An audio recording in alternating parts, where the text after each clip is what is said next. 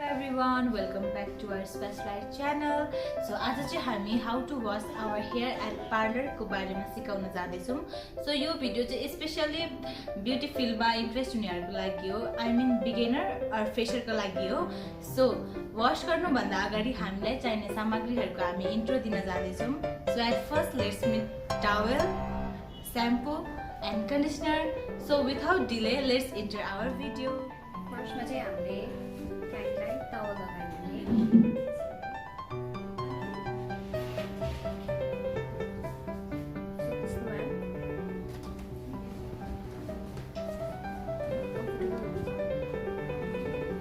हजुरलाई कतिको टेम्परेचर चाहिन्छ मिडियममा गर्दैछु ठिक छ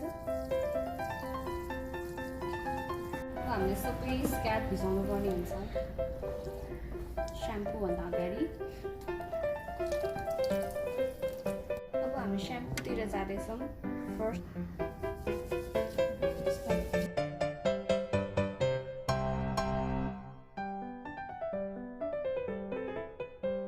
हामीले बिस्तारै रोटेट गर्दै स्क्याल्पमा फोकस गर्नुपर्ने हुन्छ अनि मेन स्याम्पू चाहिँ हामीले स्क्याल्प फोर अनि मैला भएको कारणले चाहिँ स्याम्पू अलिकति प्रेसर गरेर मसाज दिनुपर्ने हुन्छ अब चाहिँ हामीले रेसा रेसा गरेर स्याम्पूलाई रिन्स गर्दै जानुपर्ने हुन्छ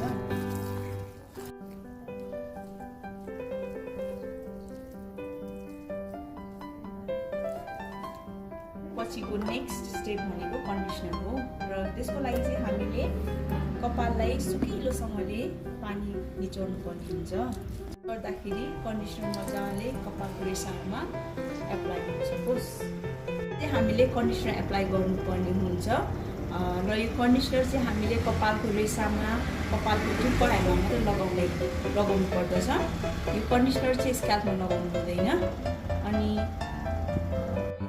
चाहिँ यसले स्याम्पू युज भइसक्यो कपालको रेसाहरू चाहिँ ओपन भएको जसलाई क्युटिकल्स भन्छ त्यो रेसाहरू चाहिँ ओपन भएको कारणले चाहिँ कन्डिसनरले चाहिँ यसलाई क्लोज गर्ने मद्दत गर्दछ कन्डिसनरले चाहिँ हजुरहरूको कपालमा चाहिँ स्प्लिटेन्सहरू अनि ड्राईहरूबाट बचाउँछ यसले चाहिँ धेरै कुराहरूबाट कपाललाई प्रोटेक्ट गर्ने हुन्छ सो कन्डिसनर चाहिँ जहिले पनि आफ्टर स्याम्पू चाहिँ कपालको टुप्पामा लगाउनु जरुरी छ कन्डिसनर एप्लाई भइसकेपछि हामीले हात मजाले वास गर्ने अनि वास गरिसकेपछि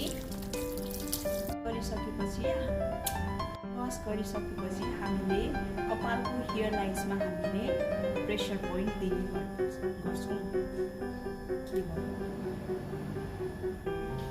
प्रेसर पोइन्टले गर्दाखेरि चाहिँ हामीलाई ब्लड सर्कुलेसन र अलिकति रिफ्रेश गराउन मद्दत गर्दछ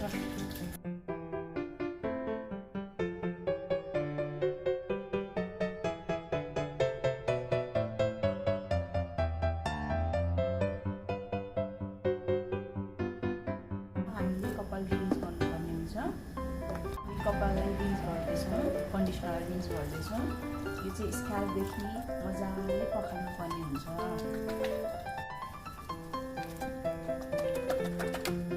कन्डिसनर गरिसकेपछि हामीले स्क्याल्प चाहिँ मजाले वास गर्नुपर्ने हुन्छ